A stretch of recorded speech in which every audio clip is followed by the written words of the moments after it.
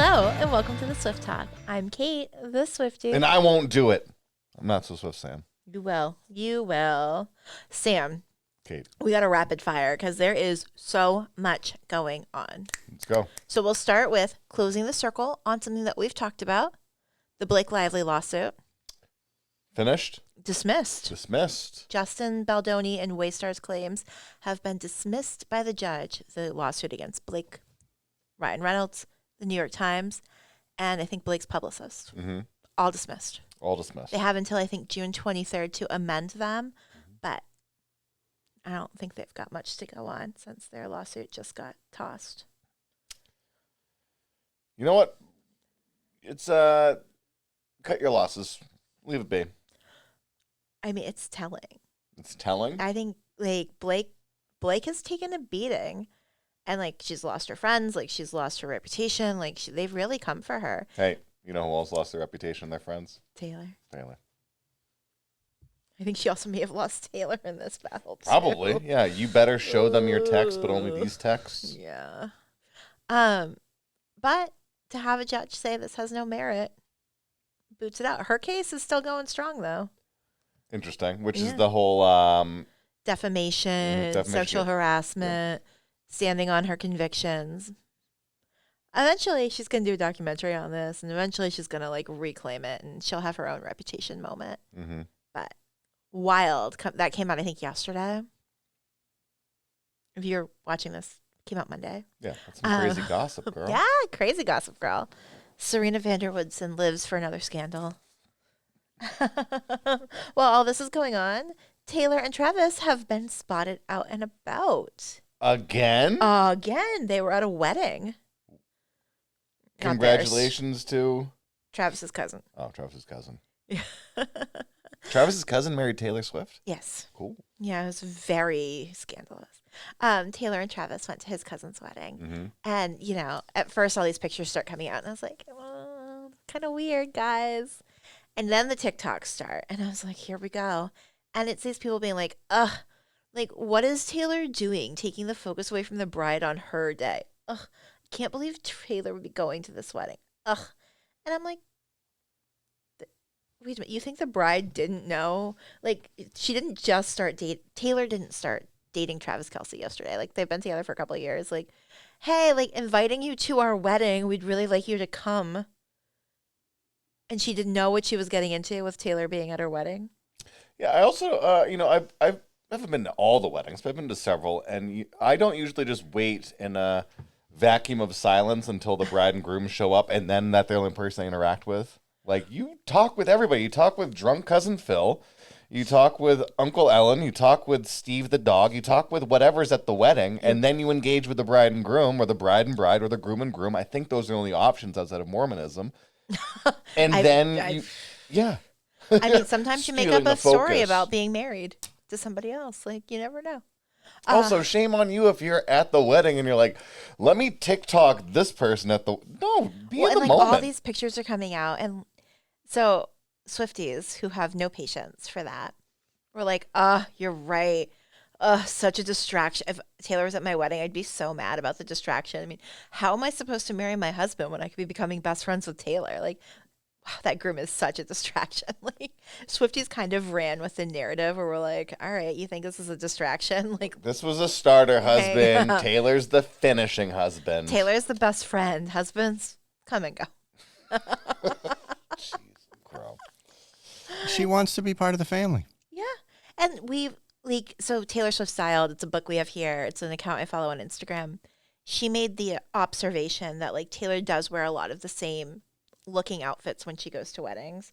Her wedding style for this wedding was very similar to Jack Antonoff's.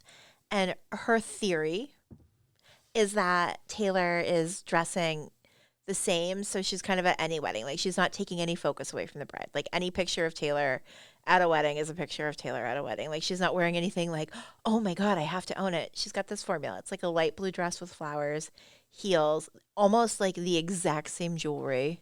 I'm sorry. She wears something fun to a wedding that's functional for a wedding so she can dance if she wants to dance. I mean, I'm not sure functional is the right word. She wore 5-inch heels. Yeah, but her dress looked like she fit in. Yeah, but like Also, what sane person's dancing in 5-inch heels. You pop those things off. Well, I mean, Taylor dances in 5-inch heels on stage. Listen, Baja Men Are Calling. Who Let the Dogs Out is on, okay? You're taking those dogs out and you're dancing with your toesy woesies on the dance floor. Come on. Well, no, but like the whole point is that she always wears like a similar outfit, so she's not stealing focus. She's not like, it's not about like, oh my God, Taylor wore this incredible dress. It's like, oh, we've seen that before. And I think she's so respectful when she goes to these events that aren't about her, that you're like, why are you like, Taylor breathes, and they're like, I can't believe she is using up valuable oxygen. Yeah, Like, Taylor, come stop on. breathing. That's what TikTok is saying. Get off It's like with TikTok. the Masters, and they all came out, and they're like, ugh, I can't believe the money grab Taylor did from her fans with the Taylor's version. And they're like, excuse me?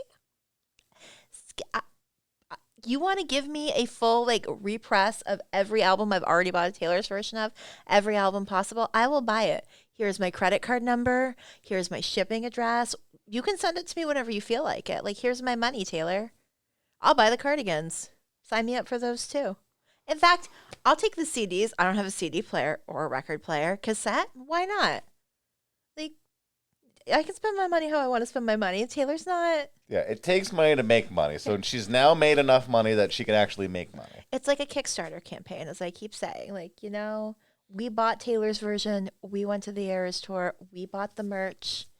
And Taylor bought back her life's work. It felt like a good return on my investment. If Taylor's career and trajectory had happened, but everything started 10 years sooner, she would have bought into vitamin water, and you would have had Swift Sips, and you would have had like whatever it was. Like her and 50 would have been owning soft drinks and everything like that. Yeah. Sure. I would have bought it. Sold. Diversify your portfolio. That's what my producer always says to me. I don't know what those words mean, but I try to do it. It means do you have say to that. pick the good stuff. Like, if you're going to do it, you got to pick like the good vitamin water flavor. Good. Watermelon. There is no good vitamin water flavor. I like the like orangey color one. What flavor is it? I couldn't tell you. I like the pink one. It's like almost like a kiwi thing. Yeah, the kiwi. Something. My favorite is the water flavored water. Mm. I do enjoy that. I do But like, drink that I'm a a lot. Fuji water or like maybe a Smart Water girl. Fuji water? Yeah. Fiji? Well, I had to stop drinking it after the California fires. We don't have Kate Bucks, Sam. We don't have Kate Bucks. We don't have Swift Sense. We don't have Kate Bucks. You know, you have to figure out. She didn't even have a response. Pivot. I was like, we're not getting into that conversation. But you know, now that she owns her life's work, we can listen to Reputation without guilt. And you know what that did? What did that do? Put Reputation back on the top 5 album as no top 5 album. Top 5 album on Spotify? Yeah. Are the other 4 albums Taylor Swift albums? No. What else is she? We're busy. We're busy. We can only listen to We're one album at a time diversified. today. We're getting into summer. We're going to diversify our portfolio. I have been listening to a lot of Reputation. A lot. Is Miley up in the top 5 right now? Miley's had a big week too. Big wins for Miley this week. Yeah? We learned that Disney has allowed her to perform Hannah Montana songs again, which I didn't know she was not allowed. But Yeah. apparently when Miley had her moment, when she rebelled and severed her ties with Disney, she also lost the ability to sing any of her Disney music. But now To things have perform it. calmed down. But now she has She gets the been- best of both worlds again. She does. She's a Disney legend or whatever it's called. They like it. And Once upon a time, a boot-scooting boogie country star had a daughter, and he put her in a wig.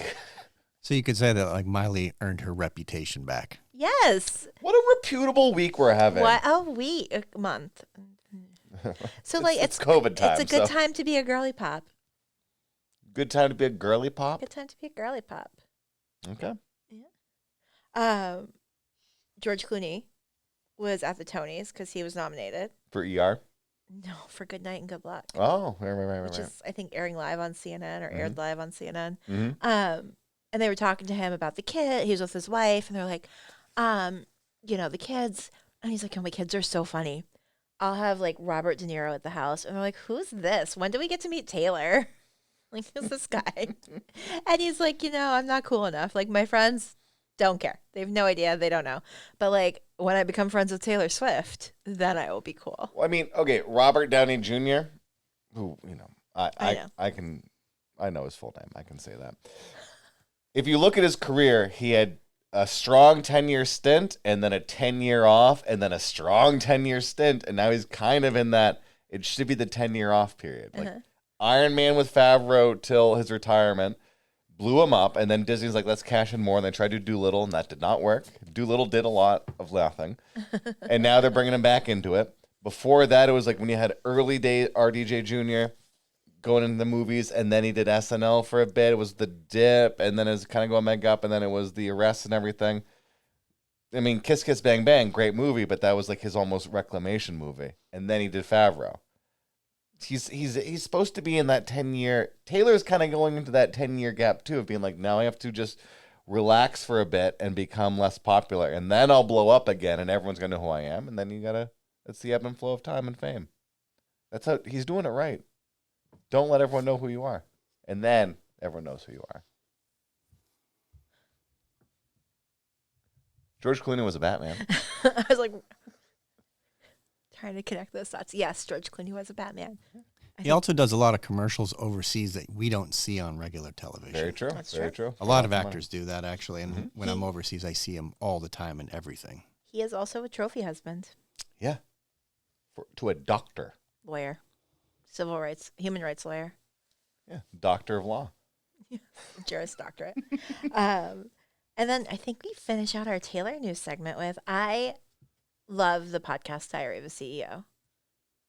What? The podcast Diary of a CEO. It's one of my favorite ones to listen to. It's kind of like thought leaders and interesting people and business people, and they talk about their lives and them coming up in business and their business philosophies. It's really fascinating, and it's one of my favorite things to listen to. So imagine my surprise when their guest this week was Scooter Braun. Fun. And then I had that, do I listen? And I was like, you know what? Know your enemy. So I listened to the whole 2 hours of Scooter. And it was fascinating to hear him talk about the Taylor Swift thing. And like, it's, at 2 years in, like it's easier, or 4 years in, it's easier to talk about, what had happened through the lens of where we are today for him, I think.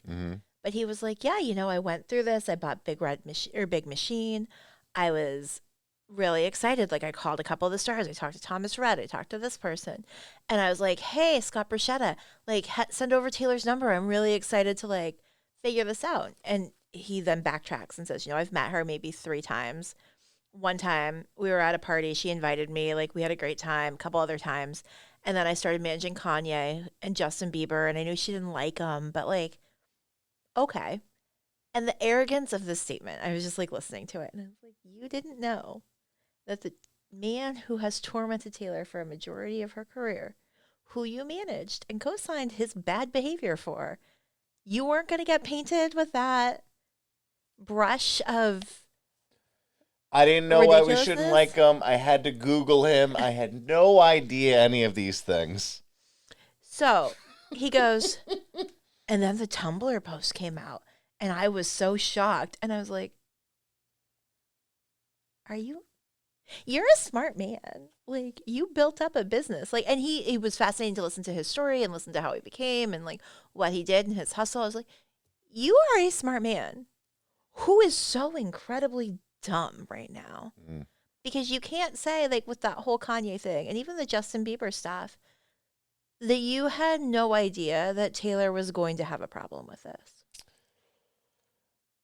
And then the man goes on to be like, and the Diary of a CEO podcast host was like, we did some research and we did find that you did offer to like let her buy her back her masters. And he's like, I did. She didn't want to agree to it. She didn't want to play ball with me. And I'm like, what a powder puff interview, because you wanted her to sign an NDA where she would never speak of you again. Like, own that part, Scooter. Be like, hey, I just wanted to put it behind me. I was in a dark place. My kids, I was getting death threats. I needed it to stop. I was like, Taylor, I'll sell it to you for this. You can never speak of me again, to get me out of the frying pan. I would have respected that. I think people would have respected that. But in this case, he was like, oh, I know. Like, she just wanted to be in a fight with me. And I'm like, take some accountability, Scooter. Sure. And you kind of hit the nail on the head. Like, this is 4 or 5 years in. Yeah. And in that time, you get a lot more clarity, but you also get a lot more concrete in how you want to sell your narrative. Right. And that's anybody and everything and stuff. So yeah, it would have been freaking refreshing if you heard him be like, yeah, I did want to say, like, here's the caveat, don't talk about me ever again. Keep my name out your mouth. Right. But And honestly, from listening to him talk about it, like, I can understand where he was coming from in that. Like, he was like, my kids were starting to get old enough where they knew what was going on. I was getting death threats. Like, my wife was in the middle of divorcing me. Like, my world was falling apart, and the last thing I needed was an army of Swifties mad at me again.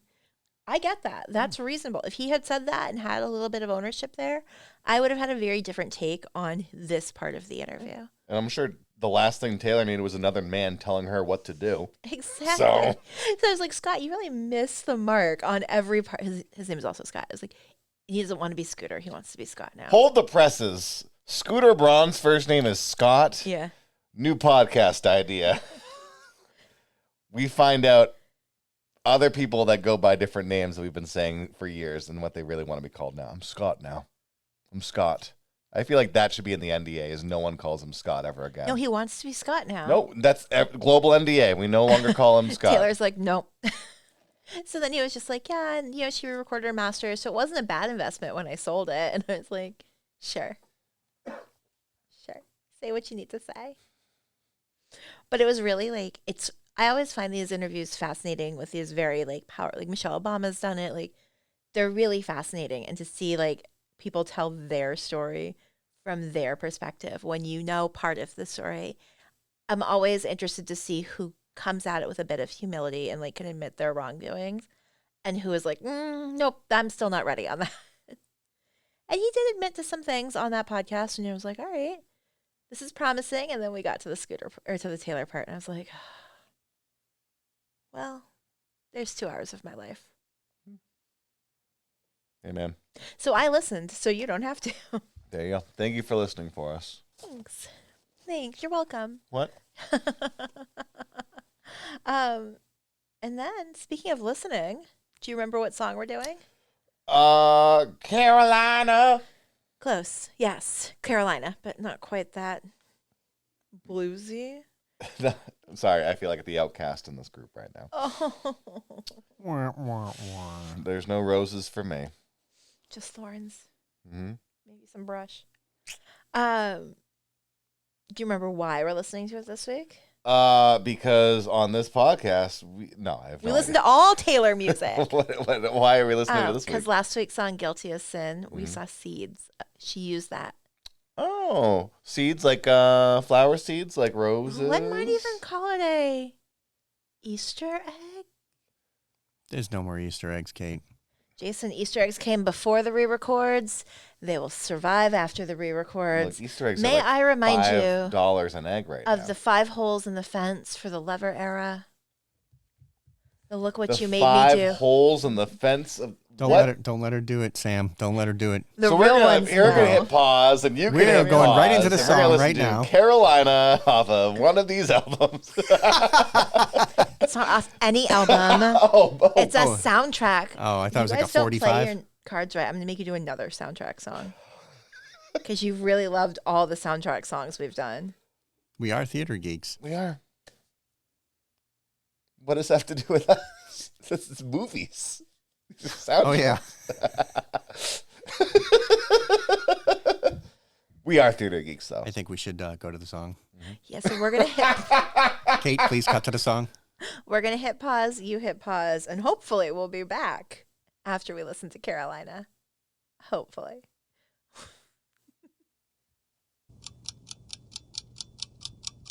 Well, Sam. That was a phase.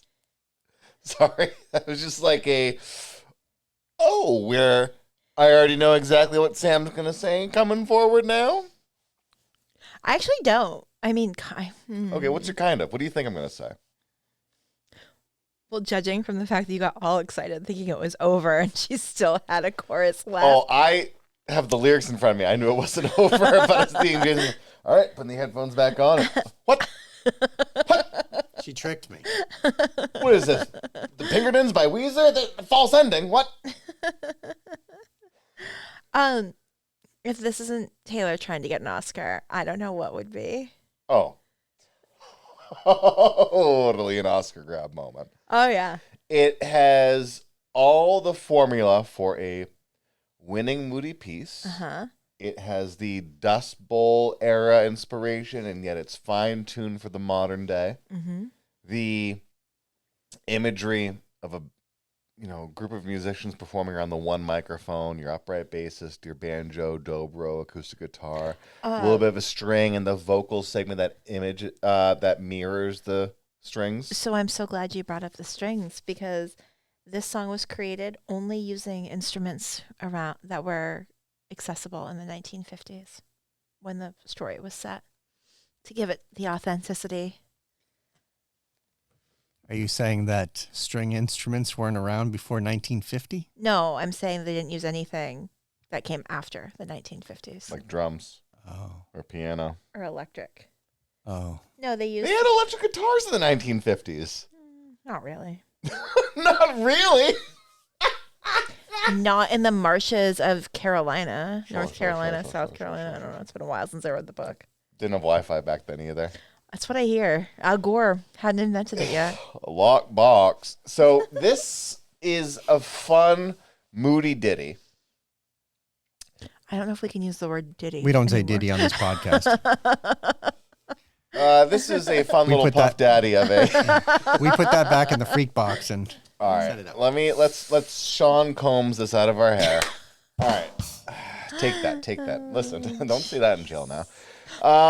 Before I get sprayed with mace, it's definitely got that Delta spirit to it, and it's that. I mean, blues, Mississippi Delta, that type of music has always been my jam. I flip and love it. And when we had I was gonna say the Smothers Brothers, Mumford and Sons, like when their aesthetic was really hitting on that, Yeah. it's such a mood, and it can be steady, or it can get super aggressive. Mm-hmm. And like the classics, the purists, it's always it's the instrument and the singer is crying from the soul in a lot of it. And this doesn't have that, which is fine because that's not Taylor's jam. No. Taylor's always just like, I know something that I will never say, but it's gonna be an Easter egg unless it really is not. Yes. Like that's so this right here, when it Exactly. comes to this movie, that type of mood, it fits. Yeah. It's not quite marshy. It's not quite swamp music. It is that I think general it's marshy. Hollywood aesthetic. I think it's foggy marsh. Is it because she says fog and marsh in the song? Kind of. I know it's Harry Styles' dad's favorite song off of the 2017 album. It's probably not his favorite song off of this movie soundtrack. Harry Styles is a Carolina too. And I only know that because I was looking at lyrics and being like, oh, is it a cover? That's an idiot would say. And then I was like, should I look real quick and see if there's any Easter eggs or ties to it? Besides Carolina in both of their titles? No. No. It's a really interesting theory on this song because Taylor wrote it without being asked to write a song for the soundtrack. She wrote it, produced it, sent it over fully packaged. Yeah, we call that the wedding gift. Taylor loves to give a wedding gift. She does. I wrote And me she's into a like, song. hey, Reese Witherspoon, got you a gift. She's like a cat with a canary. Here you go. And it came out and we were Right all into the like, coal mine. yeah, and this is all, post Evermore, post folklore, like very in that like Aaron Dessner moody, paints a picture without actually telling you what the picture is. And we're like, okay, like this is Taylor going for an Oscar. Obviously, she's going to get nominated. She didn't. Nope. It's fine. She got nominated for Golden Globe. Didn't win. But got nominated. Something. People's Choice Award. Didn't win. Oh, no. It's fine. But it's very interesting to see like Taylor really kind of stretch for that And I think part of it is that this maybe was a little too calculated to be an Oscar song. Well, so now you bring up two very interesting things. Okay, too calculated, but then you just said, before that you said a bit of a stretch for her. Why do you feel that? I think it was a stretch. I think when you go in a little inauthentically, it's not going to be in her brand. Like she's not. It's a song. It doesn't move me one way or Kate, another. What do you feel about this song? This song doesn't do much for me. Really? Yeah. I don't dislike it. I don't love it. It's not a bad song. It's not a bad song. It is freaking forgettable. The words don't stick in my brain. The plucking sticks in my brain. Yeah, the composition is great. But it doesn't. It feels so incomplete. It just doesn't feel authentic. No, I don't even. It feels complete to me. Like it feels like a complete. Like here's your soundtrack. I think the way she did her vocals. I think Lana Del Rey. Sure. I think the music that like the plucking like it just there wasn't. It was too. It's just this is there. The issue with creeks and rivers in Carolina is that they go somewhere. Yeah. This did not. No, this sits in a moment in time, and like this song is the equivalent of those. I can save you $50,000 if you give me 15 minutes of time. A lot of people don't know this trick, but if you do that, like it's the advertising with saying nothing to get someone to. It's also, based on a book that people have every time they take a book and make a movie out of it, people are a little like, and I thought they did a great job with the movie. The book is not one of my, oh my God, life-changing books, but I liked it.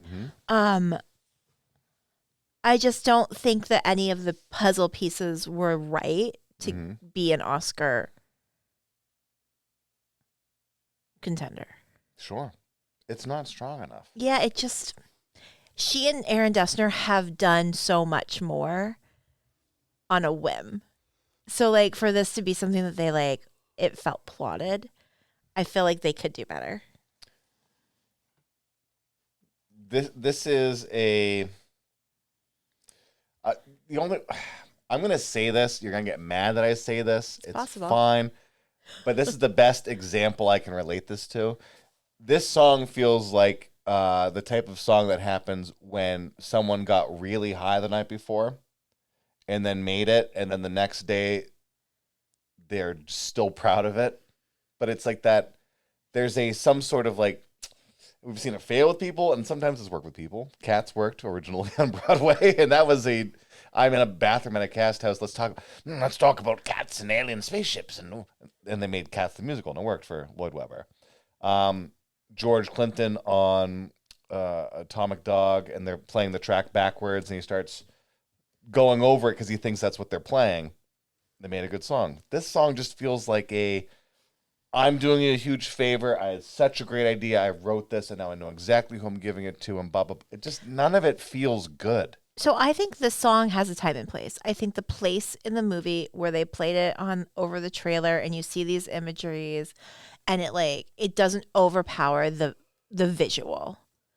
Okay, this is not a make your mark song. It is a background where you see, Kait running through the marshes and trying to be mysterious and hidden, but the drama of just being discovered.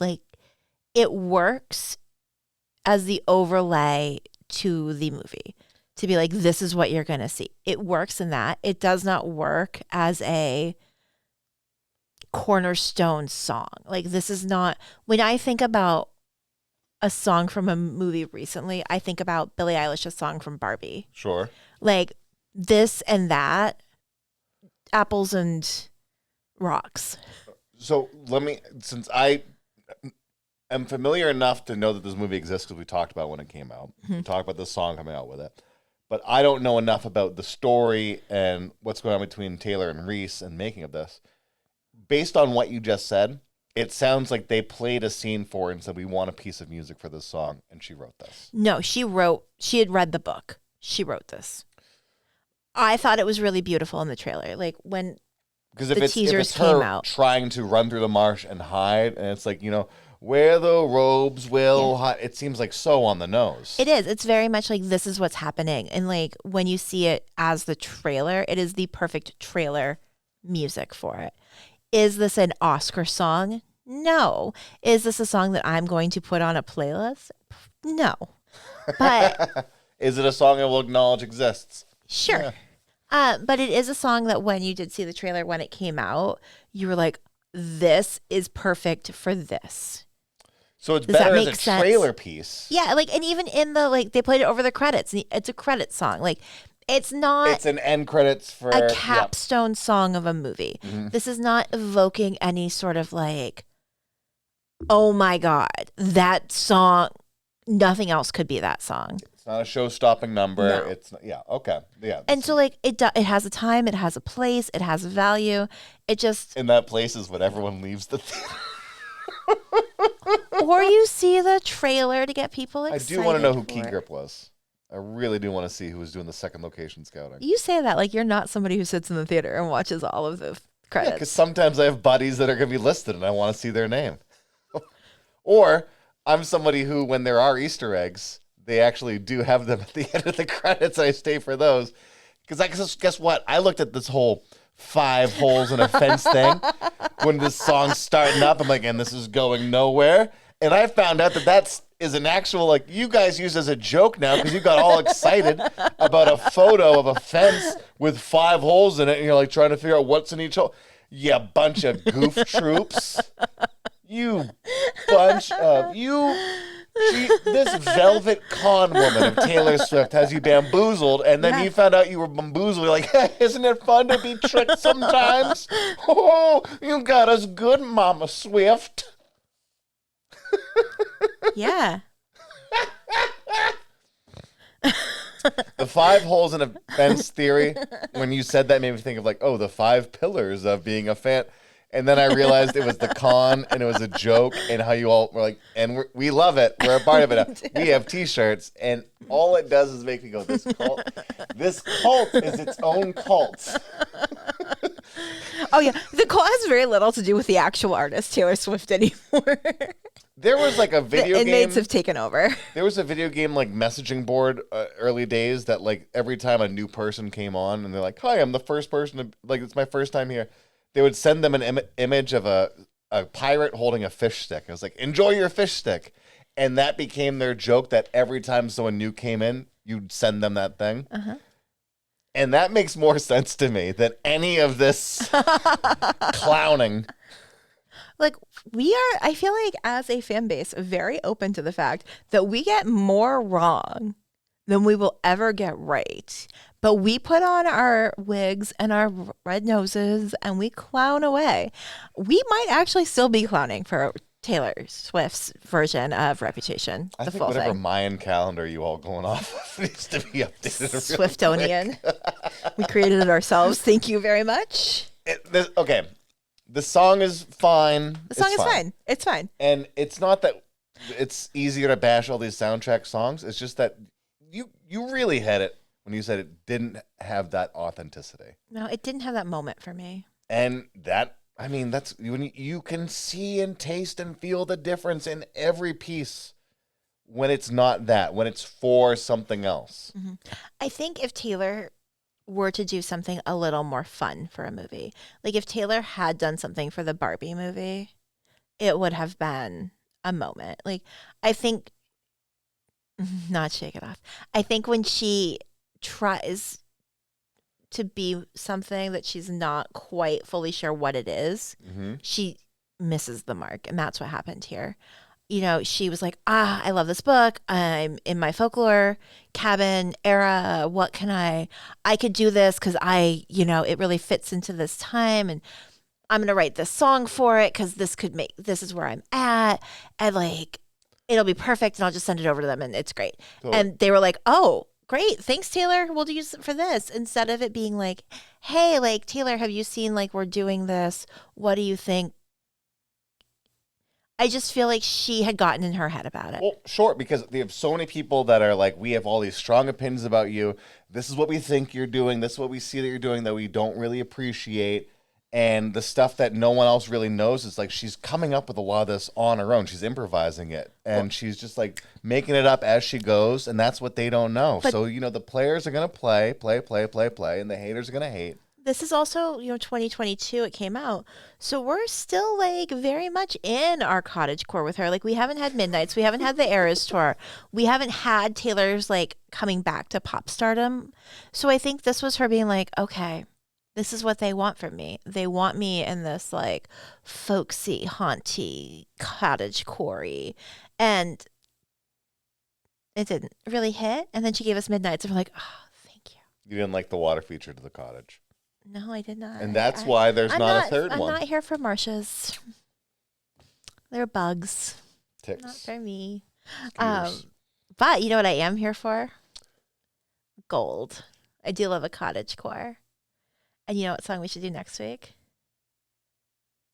Gold Rush. Gold Rush. Yeah. We're going to go be 49ers. Okay. And I'm gonna be Neil Young, and I'll see you after the Gold Rush. I don't like the Gold Rush. You don't? You do or you don't? You'll have to find out. Okay. All right. And they give you a hint. We're going from a Dessner to an Antonov. But we're staying in our cottage. Because I love an Antonov, and you tend to prefer a Dessner. And you prefer Bresner. He prefers to not get involved. It's going to be great. Sure. Yeah. Let's do it. There's like a whole thing we can debate over what she's talking about. Like there's so many What is she even talking there's about? so many Easter eggs in this song. All right, now are they real Easter eggs or are they claimed Easter Are they eggs? gold covered?